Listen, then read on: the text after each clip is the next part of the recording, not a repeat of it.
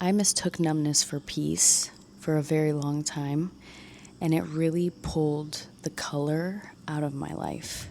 And a lot of this could just be different addictions that I had, different stimulants that I was using, and because I was using these stimulants, it ended up really de-emotionalizing my life.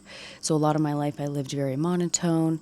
I didn't show a lot of emotion. I lived very nonchalant because I just didn't feel a lot of things because I was always numbing these emotions.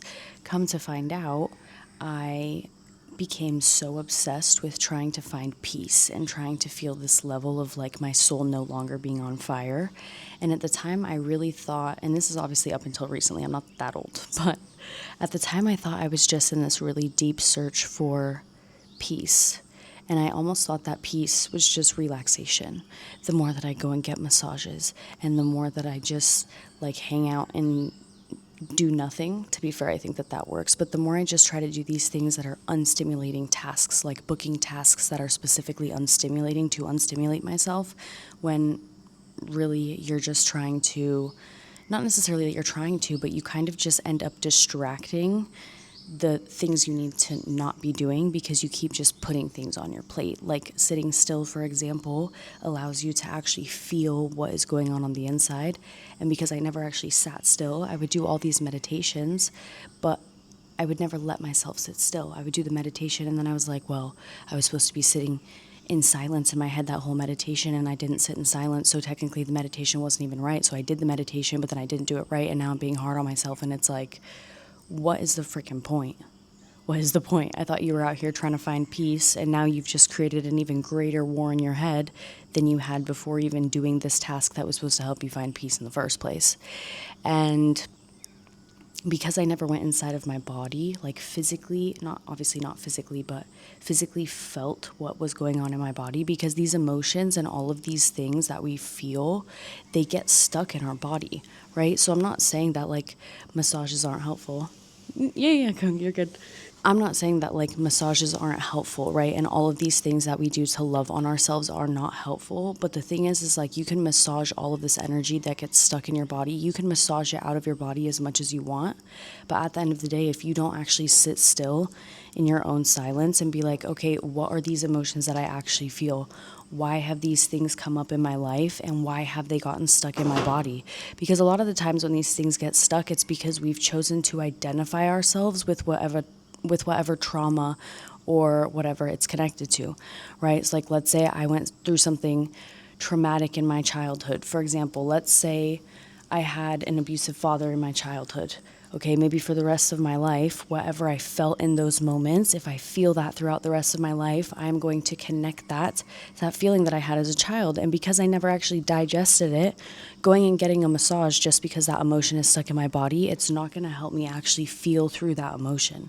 You have to sit in it. You have to not necessarily find where it is in the body. Obviously, that's going to be helpful, but just sit in it and be like, this is how I feel, this is what happened to me. And sometimes we don't necessarily need to fix it. We can just observe it and let it pass. I had a mentor, this is maybe like a year ago, and I think we were actually walking into Gucci at the time, not that it matters, but he had offered me a Rolex for sitting up for hitting a certain income position. And I remember basically just saying, like, can I actually trade in the Rolex for a first class flight to Bali? And I understand why he made this offer to me in the first place, because his value system was obviously very different to mine. And the way that he wanted to commend me for the work that I had done and tell me that he appreciated me for the effort that I put in, he offered something of value that he valued to me. And I can obviously step into a space where I can receive that and appreciate that from where I stand because I know where it's coming from. But I just told him, I was like, I want that first class flight to Bali. And he didn't understand, but I was so obsessed with trying to find peace. And I thought, if I continue to change my zip code and I continue to put myself in these physical environments that make me feel comfortable, I'm going to find peace somewhere in this comfortability. And that just wasn't the case. In order for me to actually find a sense of stableness inside of me, that this stableness that we consider peace, it was not a fun ride. It was not a comfortable ride. It was very uncomfortable. There was a lot of crying. There was a lot of emotions that had to come up. And especially with social media, it's very easy to romanticize this healing journey, this journey of peace and love and live, laugh, love. And what's the book? Love, Eat, Love, Pray. Love, Eat, Pray. What's the book called? Is it Eat, Love, Pray? Eat, Love, Pray. So that Eat, Love, Pray journey, but it is a really tough journey that you have to go down. And yesterday we talked about spending time with yourself. A lot of times when we feel so unstable and it starts to cause us anxiety and we feel like our soul's on fire and we try to go externally to find all of these answers, which is fine. I'm not saying to go and look for advice from people who have obviously been in a situation that you have, but your journey is your journey for a reason. And you come to this earth by yourself and you will leave this earth by yourself butt naked. So you might as well go inside and actually dissect what's happened on the inside, what's been passed on even from before you came to this earth. Because it's not like things get passed on purpose, but obviously patterns and stuff are picked up from our parents or the people that we choose to be around.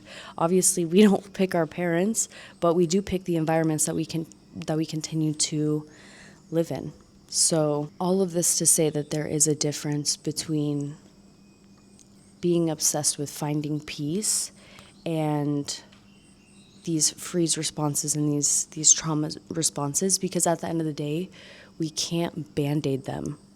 You can't just pretend like it's not there, it's not going to go away. Like, that shadow will continue to follow you.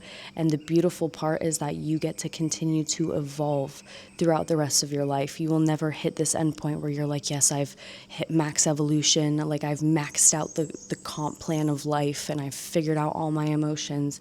As soon as you feel like you've reached that point where you were trying to get to this whole time, you just realize that the journey was the point in the first place. And so the journey will continue until, well, you leave this planet butt naked. So with that, hope you guys took something away from today's 10 minutes, and I will see you all tomorrow. It's a cut. And that's a cut wrap. I try not to think about it too much, or else I just end up taking too many takes, and then it's like, I've repeated the same phrase, and I'm like, what did I even say?